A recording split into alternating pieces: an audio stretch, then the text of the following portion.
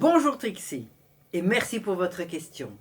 Vous m'interrogez sur la question pour laquelle mon père porte, lors de ses tours de chant, un costume, une cravate et une chemise avec des boutons de manchette.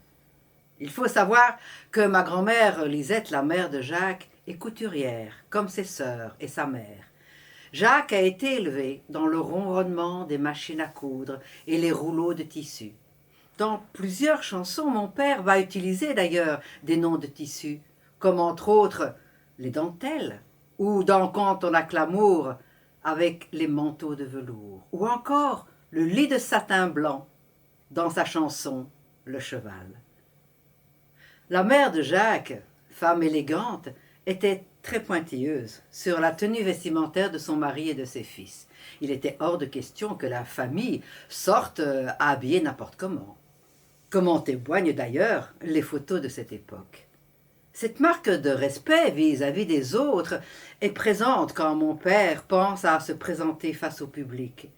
Il est vrai qu'au tout début de sa carrière, souhaitant se présenter un peu comme un troubadour, il tentera une autre tenue aux allures de ménestrel, mais cela ne durera pas.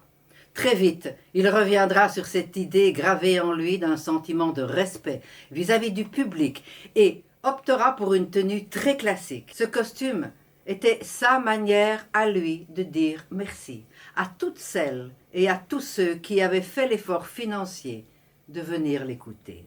C'est donc une marque de gratitude qu'il faut voir quand on pense à son costume de scène.